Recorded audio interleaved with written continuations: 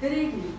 My name is Thurman Greco, and the name of this program is Let's Live, and it's coming to you from Woodstock, New York. And the subject of our program this evening is hand reflexology. I am a reflexologist, and I teach reflexology.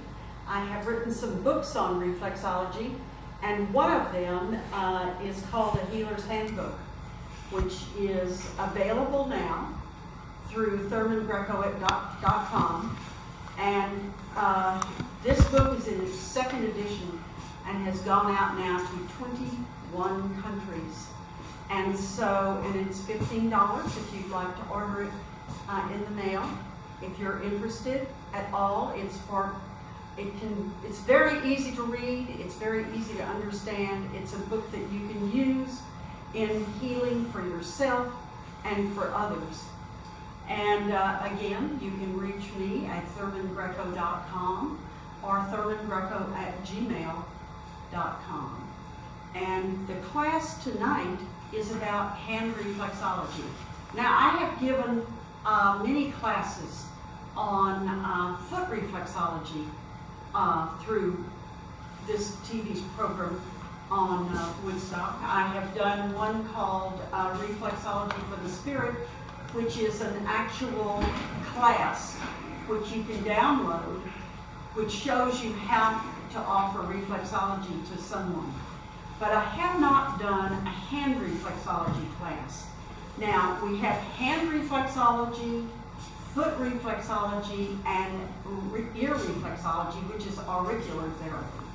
And I do practice all three, and to be perfectly honest with you, I do a lot of foot reflexology, I do a lot of hand reflexology, but I don't do as much ear reflexology. Ear reflexology is kind of strong, and I prefer the other two. But the different reflexologies give you different results. Foot reflexology is better for the internal chest and abdomen. Hand reflexology is better for headaches, sinuses, and some internal issues. And you know, it only makes a lot of sense because you work the sinuses on your fingers. And if you look at your fingers, they are much longer than your toes. So it would be better to go with hand reflexology. And of course, when I think of sinusitis, and I think of nasal congestion, and I think of hands, I realize that this is something that you can easily work on yourself with rather than having to go to someone else. I always recommend that if you're going to get reflexology, it's better if you can get somebody else to do it for you, because you are able then to relax completely. And that's extremely important, because that's one of the benefits of reflexology is the instant relief and instant release of fatigue. And many people slip into a sleep state very, very early in the game. So that's why hand reflexology and foot reflexology are better. But it is true that if we're going to start right off the bat, if you have sinus problems, if you have nasal congestion, working the fingers are where it's at. It's beautiful. There are several things that you can accomplish. Reflexology does quite a bit. The first thing it does is provide instant relief of tired, swollen, itching feet and horrid hands. And you know, there's so many people who have tired feet. Every step they take is painful. I see people all the time walking down the street, walking in a building, walking in an office, whose feet are hurting them. And I can tell by the way they walk that their feet have hurt them probably for years. And reflexology deals with that instantly. We also, when you offer a reflexology session to either someone through their hands or through their feet, you offer a mild detox to the body. So that's a really nice thing. Blood flow is increased, lymph flow is increased, nerve energy is increased, and you relieve tension, redness, and stress, and you relax the entire body. Now, this is what I've been working up to. If you do, which you can, your own hands or your own feet in reflexology, you're going to relax. That's just part of the therapy. But if someone else does that for you, then you are going to relax more deeply. And if you have issues of insomnia, then you're certainly going to want to get somebody to give you a session. So you are also going to move, a reflexology session moves stagnant blood back to the heart. And it improves your blood supply to your body, and it builds body awareness. When people begin to receive reflexology, they become aware of their bodies in ways that they never knew that they could. They're aware of how their hands feel, how their feet feel, how their legs feel, how the neck. As the body begins to relax, they become aware of the body. They become aware of things about themselves that they probably never knew. Or maybe they did know years ago, but they forgot. I mean, a lot of times we have an awareness of ourselves, but as time passes, we become less aware of ourselves. So when you receive a reflexology session, your awareness is rejuvenated. And when you receive a reflexology session, whether it's hand reflexology, foot reflexology, or ear reflexology, you establish homeostasis, which is the balance of all of the body systems, which is a really, really nice thing to have in today's market, where everyone is stressed and everyone is under pressure. And many people are frightened. Many people are under stress like they have never known. I especially in these last few days, people have been talking to me and calling me up and telling me about all of the stresses that they are feeling. And so a reflexology session will offer you instant relief. And there are some reactions to reflexology. I just talked to you about the benefits, but now I'm going to talk to you about the reactions, about what happens when you receive a session. The first thing that's going to happen is that you are going to have to go to the bathroom. And that's really, really important. This works with children. Many times little kids don't want to go to the bathroom. They don't want to go in the bathroom. They don't want to go anywhere near the bathroom. They do not like anything having to do with potty training. Well, when you start giving them foot reflexology sessions, 10-minute sessions, or hand reflexology sessions, and you give them 10 minutes, they're going to have to go to the bathroom. So that's an important thing. And as adults, many times we are suffering from constipation, and you're going to go to the bathroom when you work with reflexology. Another thing that is going to happen to you, which is really, really nice, is you're going to have an improved skin tone and an improved texture. I love to give a session to a person, and then when they get up off the table and they're getting ready to leave, I just say to them, just as they're getting ready to leave, oh, listen, take a look in that mirror now. There's a mirror on the way out of my healing space. And they look at themselves and they look entirely different. For one thing, they look 10 years younger. And so that's a wonderful thing. And another thing that happens when you receive a reflexology session, whether it's a hand reflexology or a foot reflexology session, is you're going to sleep more deeply. Many, many people, especially in today's market, are suffering from a lack of sleep. Well, you are going to sleep. There's no question about that. and your headache is going to go away, and you're just going to feel calmer, and you're going to feel better. So these are things that you can look forward to if you're going to practice on somebody. If you're going to try to learn to do hand reflexology or foot reflexology. And we're going to go into that now. One of the things that I do want to go into now is the fact that there are many different kinds of diseases, causes of diseases. And one of the things, I have a list of the most common ones that do cause health issues and health problems. And the first is nutritional deficiencies.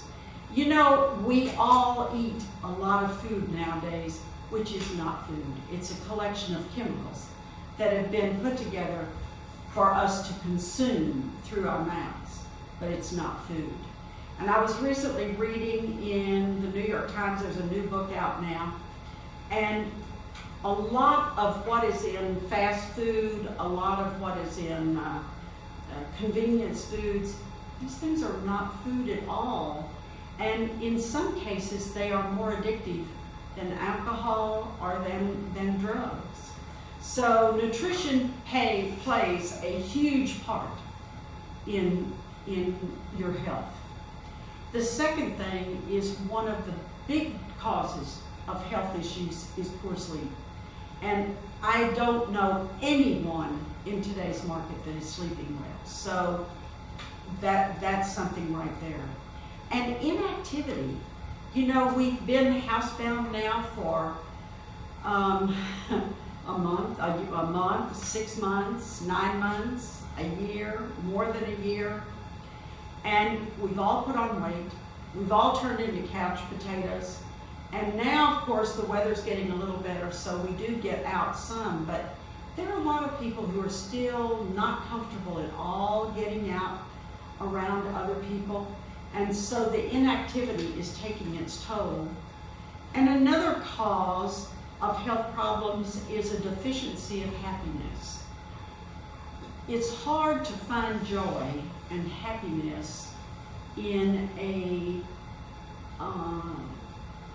life when we hear and see the news that we hear and see daily. So there's stress that goes with that. And we have hormonal imbalances. And of course, it's hard to get medical treatment now.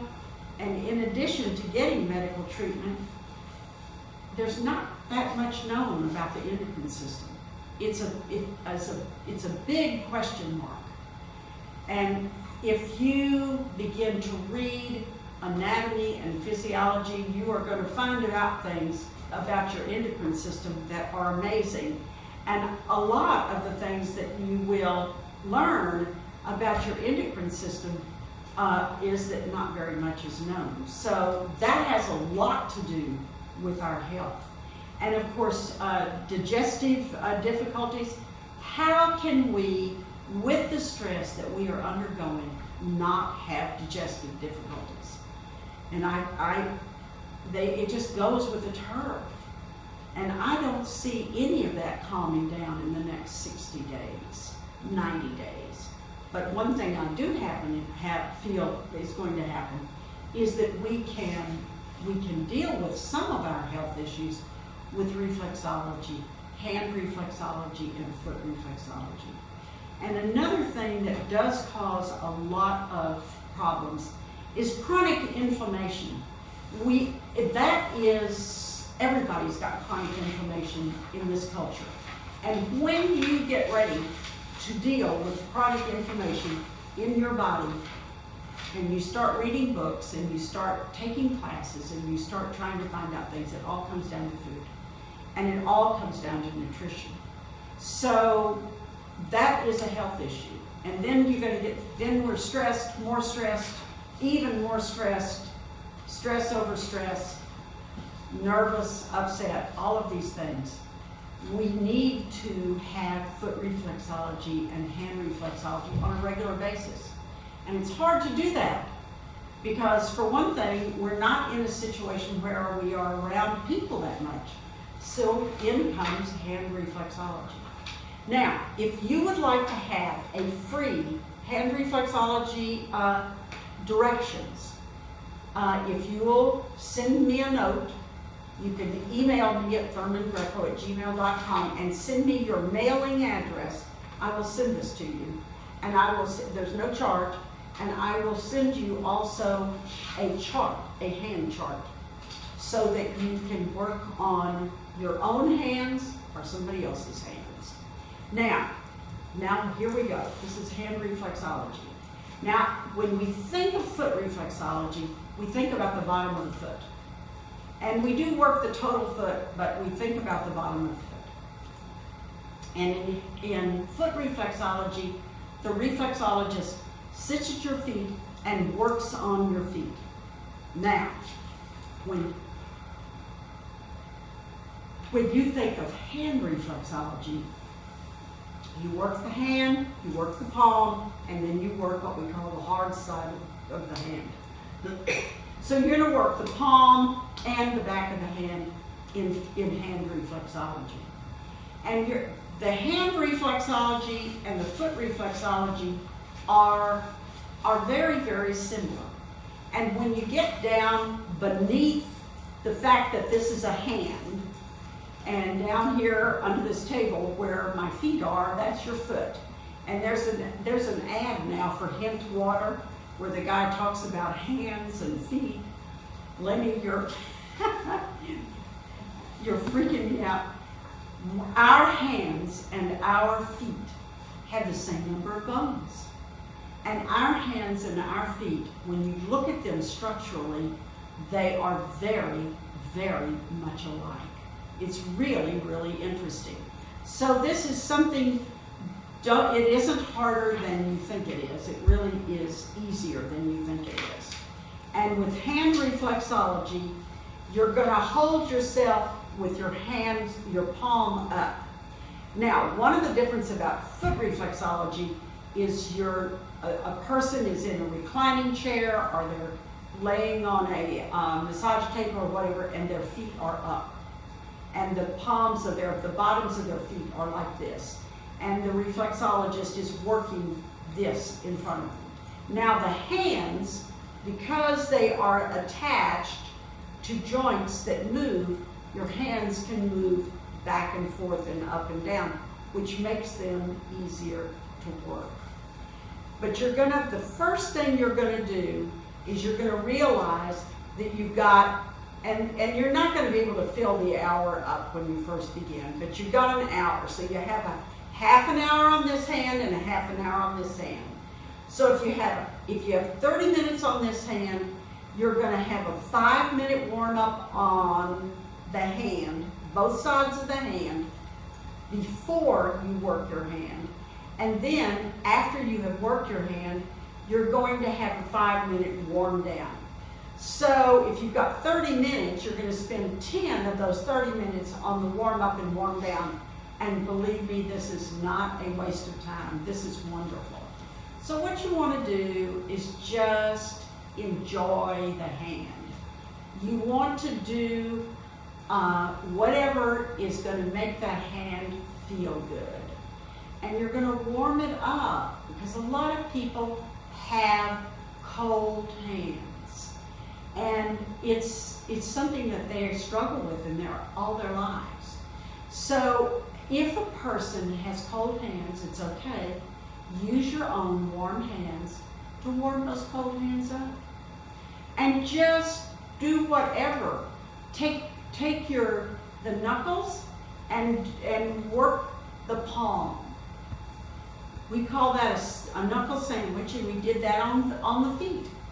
So that's what you want to do. You want to do this, and then you're going to pull all the fingers, and you're going to do all kinds of warm-up things, and just don't even worry about what you're doing. Just work with the hands for 5 minutes. And just touching the hands is very, very important. And if you take the hands and you put your fingers between them and then you go like this so that you spread out the palms. This is an extremely important warm-up and an extremely important exercise. When I first started doing reflexology, this exercise didn't amount to a hill of beans because we didn't do the things with our fingers and hands back then that we do now. That was 40 years ago. Now we use our fingers and hands non-stop on a computer. So you need to strengthen and spread out these fingers so that the hand isn't bent like this. And more people are finding it very difficult to spread their hands out and to spread their fingers straight. The hands have a tendency to go to kind of clutch. They do this is a normal clutching thing. But we don't need to do this. We want our fingers to be straight. So that's the first thing that you want to do. Then, the first thing that you're going to do on this finger is you are going to we call it thumb walk. But what you're going to do is you're going to go across the thumb. You're just going to go across the whole thumb, and we're working on the palm, so we're just doing the soft side of the palm. Then, the next thing we're going to do is we are going to work our way up the thumb and up the first finger up to the end of the first finger. Now, as you work here, one of the things I will tell you, because you don't have a chart right now, the ends of your fingers and the ends of your thumb, this is where your brain is. And you know, when you get to be my age, we joke about it all the time. Well, I got up today and I knew my name. So one of the ways that you can work to keep your brain a little bit sharper is by giving some focus to the ends of your fingers. So you're going to work up your way up the thumb, and you know, because you're working the thumb, you're working the soft side. So you're going to do the soft side of the thumb, and then you're going to do the soft side of the fingers. And then you're going to pinch the webbing between the thumb and the first finger. There you go. You're going to pinch this webbing between the thumb and the first finger. And then you're going to pinch the webbing between the first and second finger. And this is really nice. You know, one of the things that you can do that's really nice, this webbing here, take your finger and your thumb together and hold them kind of like that and connect with your fingers and push. And that is if a person is stressed, if you run across a person who, for example, might faint, you can go to them and you can push this stressed part between the finger and then the thumb. And it will have a tendency to revive them and to calm them and to de-stress them. So you pinch the webbing between the thumb and the first finger. Then you're going to thumb walk from the palm, over the palm, from the wrist to the base of the fingers. And you're going to start with the outer edge. This is out here. So this is what you're going to do. You're just working the palm, the soft side of your hand. And you can see I'm doing it on myself. I didn't have to bring anybody in here.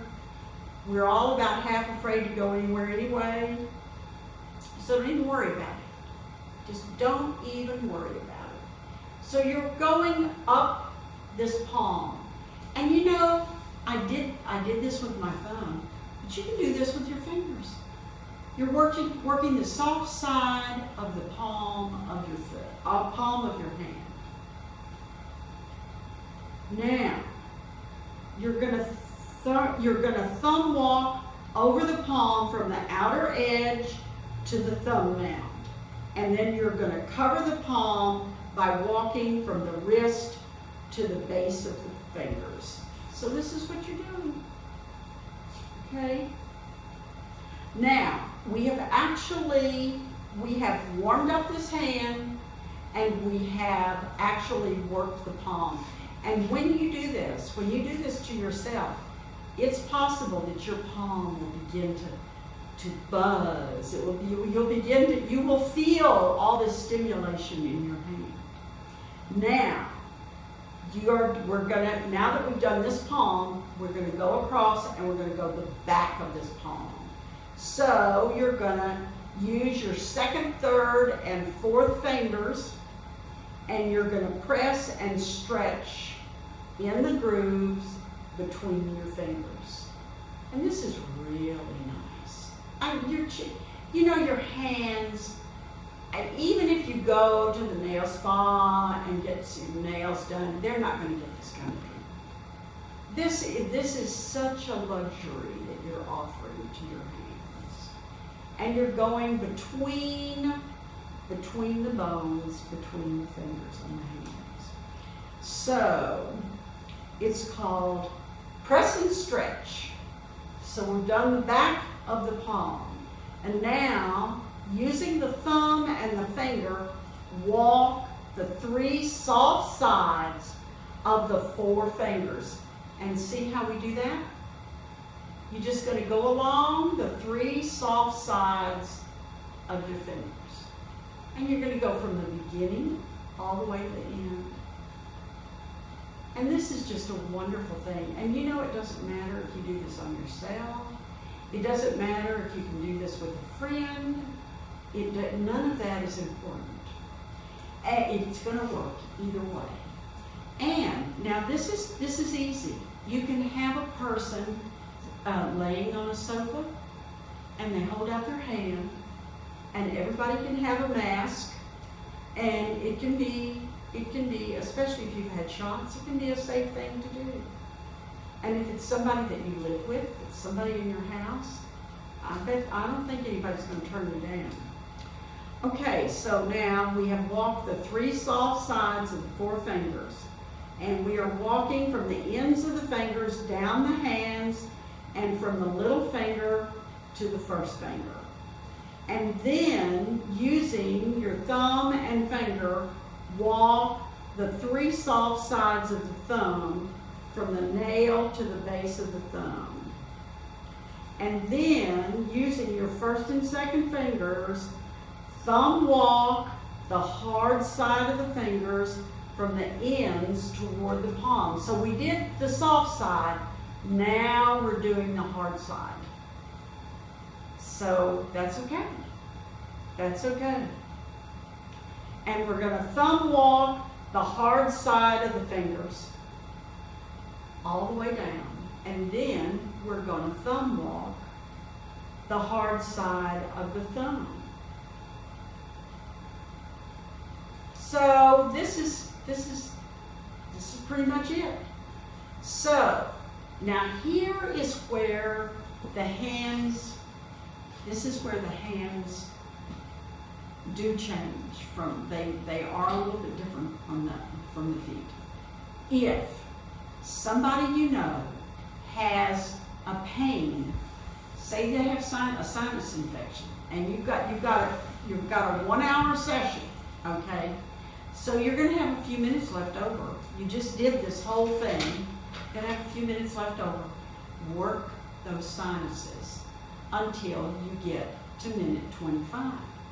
And then when you get to minute 25, you're going to stop and you're going to warm the hands up and do a warm down.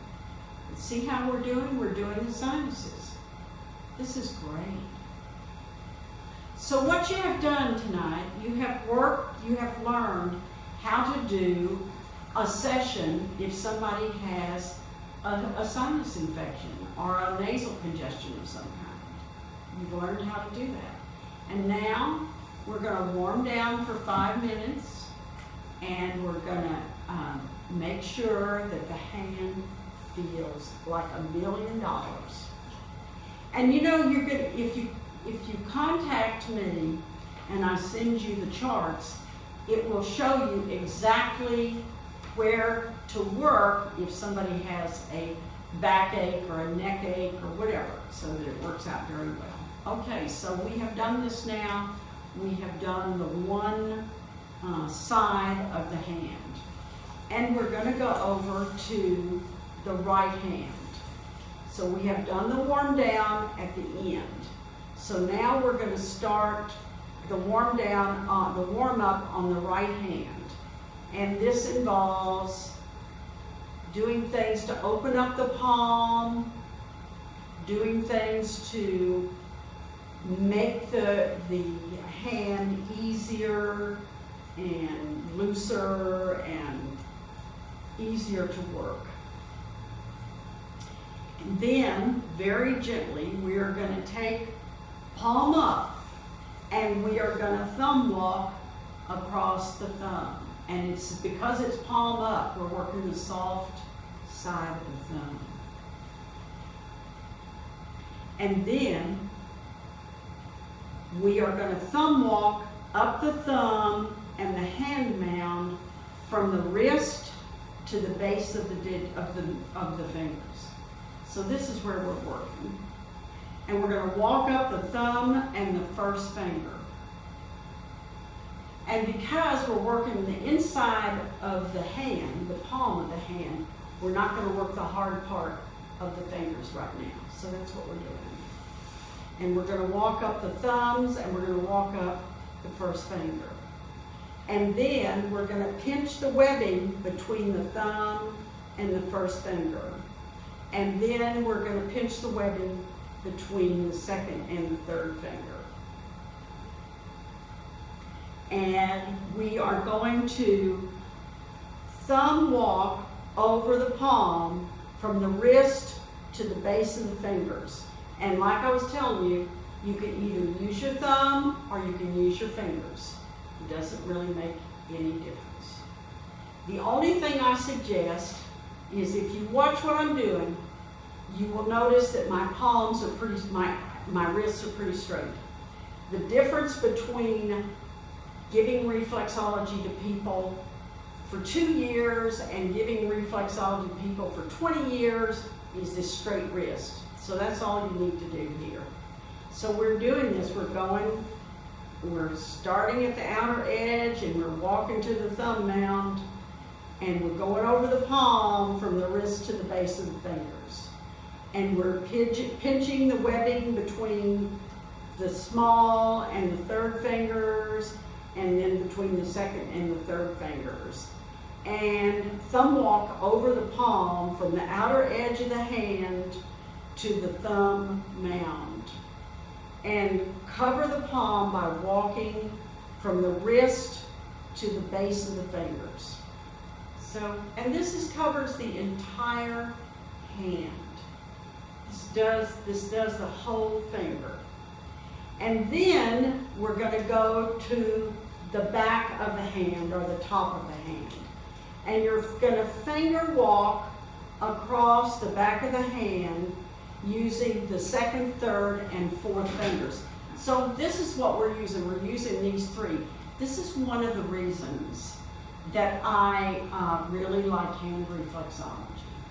Is when I learned reflexology, I learned foot reflexology, and all we used was our thumbs.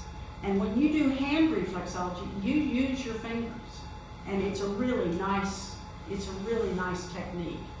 And it's interesting to note. We're going to give you a history of trivial history of reflexology. From the 15th century to the 20th century, hand reflexology was the preferred method of reflexology all over the world. And right before World War II, there was a woman in Pennsylvania by the name of Eunice Ingham. And Eunice Ingham put reflexology on the map in this country. And depending upon who your teacher is, I know that when I studied reflexology at a reflexology school in Santa Monica, California, they never mentioned her name once. And of course I was horrified that they didn't do that. But I had been taught about unisynchrony, and this guy didn't. I'm suspecting he didn't like the sun, but I don't know what the deal was. Anyway, he never mentioned it. But we use more foot reflexology in this country than hand reflexology because of the influence of unisynchrony. And she was a foot reflexologist. Okay, so we're going to finger walk across the back of the hand using second, third, and fourth fingers. And we're going to walk from the outer edge toward the thumb. And then using the second, third, and fourth fingers, we are going to press and stretch the grooves between the fingers from the base of the fingers over the back of the hand toward the wrist. And we are going to press and stretch each groove of all fingers. And then, using the thumb and fingers, we are going to walk the 3 soft sides of the 4 fingers. And we are going to walk from the end of fingers down to the hands and from the little finger to the first finger. So this is what we are going to do. And when you work the soft side of a hand, of a finger, you are going to work you're going to use your fingers, and you are definitely going to work all of the hand. And then using the thumb and the fingers, you're going to walk the 3 soft sides of the thumb from the nail to the base of the thumb. So this is what you're doing. And it's really easy. And I'm going to try to repeat this next week. And I'm hoping that when we do this, that you will do this on your own and that you will have this experience. And then now, using your first and second fingers, you're going to thumb walk the hard side of the fingers from the ends toward the palms. So you're just going to go down the fingers.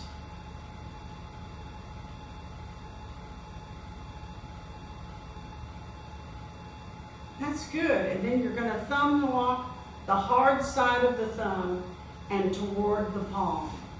Now, after you have done this, if somebody has a sinus infection, this is your chance to focus on the sinuses and you've already done the entire hand, you've done the palm, you've done the back side of the hand. This is your opportunity to work the sinuses. But let's say, because we did that with the other foot, let's say that a person has some kind of a back pain. So the spine, the backbone, the vertebrae are outside the thumb here. So this is what you do. You just work along that back part. And if you do it with the Ayurvedic method, you're going to go back and forth like this. And so you're just going to work all along that palm. And this is going to keep working on the pain. So this is how it's different with feet than it is with hands. Because with hands, you go through this routine. And once again, I will mail this to you. If you will send me your mailing address to thurmangreco@gmail.com. I will put this and I will put the charts in the mail so you can receive the charts. And then you can see how you do it. But remember that you're going to spend, if you have a half an hour on each hand, you're going to spend 5 minutes with the warm-up. You're going to spend 20 minutes doing the hand and also working on where the issue is. Because with hands, you're going to find out where the issue is, and then you're going to work with that. You're going to give it some actual work. And you know, this really, really helps. If your back hurts and somebody's working along this, This is so helpful. And just like you would do with hand reflexology or foot reflexology, if you want to include lotion, you can do that. It will work very, very well. And you can work on the spine to relieve any pain or tightness. My husband has had such neck pain recently, and I have been working with him. And if the neck pain, this is really, hand reflexology is really good with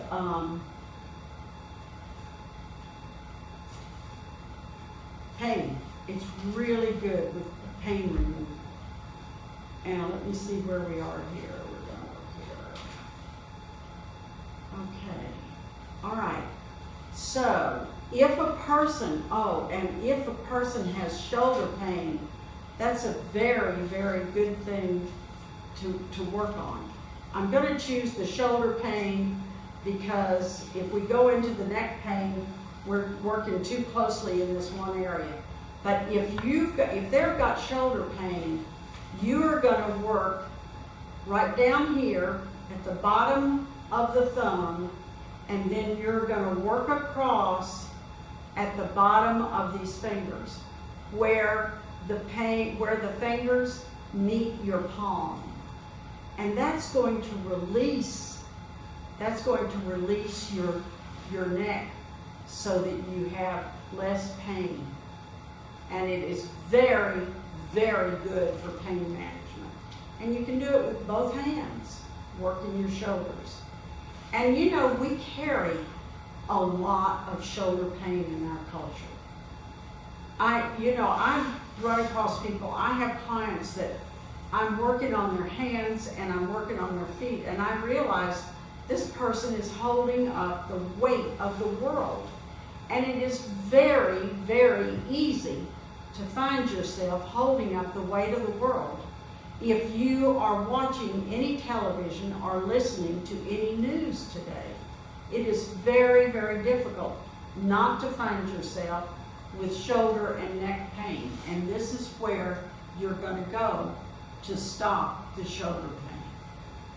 And it is especially important right at the base of this little finger, down your arm. This is very important, right here.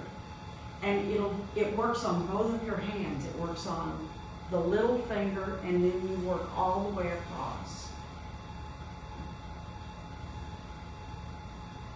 And you go all the way across all the fingers, and then you're going to go down to the base of the thumb. And you're going to work your hands at the base of the thumb. And this is really, really nice. Oh, sometimes I do this. If you're having trouble sleeping, I recommend that you try this. Now, I have said for years and years and years, if you're having trouble sleeping, the thing to do is Reiki for yourself. There's no question about it. That is the thing to do. But if you are in bed or in wherever you are, maybe you're out camping and you're in a sleeping bag and you're having trouble sleeping, then I suggest that you start working this part of your hand for 10 or 15 minutes. Work each hand for 10 or 15 minutes. Don't just get tired and say, oh, this is crazy. I haven't done this spend an awful lot of time on one part of the hand. That's what you do with hand reflexology. That's the difference between pain management with hand reflexology and with foot reflexology. So that's the important thing. What I would like for you to do between tonight and next week is, if you have any body part that you would like to have worked, I will show you how to do it next week. Because tonight we did the basic, And next week, we are going to do this chart. And we are just gonna work with some pain management. When I was doing the hand reflexology over at the West Hurley Public Library, one of the things that happened was that somebody said that her sacrum was bothering her. And I realized at the end that I did not address what she had asked. So, if your sacrum is bothering you, notice what I'm holding up. I'm holding up my palm. This is my thumb. We're going down here to this indent right here. Okay, that's where your sacrum is. So what you do is you take your sacrum and you're going to work that sacrum. Work that sacrum 5 minutes or 10 minutes in one hand. And then you go over to your other hand and work that sacrum on this hand. And that should help your sacrum. And if it doesn't help your sacrum, then you try doing that 2 or 3 evenings during the week, or 2 or 3 times during the day. You know, that is very helpful. By the time a person gets close enough to their back pain or any other pain to say, I have this pain in a particular place, you do have to spend some time with it. And you know, pain is a very, very interesting thing. And in my next book, which is coming out in the next couple of weeks, I do address pain very, very intimately. Because with pain, I try to ask the people a series of questions about the pain. And the first thing I ask is, how long have you had it? And is it a constant pain, or does it come and go? And does it have a clock? In other words, does this pain come again every evening at 6 o'clock? Or does this pain come every morning at 11 o'clock? Or does it, when does it come and when does it go? And does it move around the body? Or does it stay in the body at one place? And I also ask, is it the same intensity? What is the pain level? On a scale of 1 to 10, what is this pain? Is it the same every time? Is it different?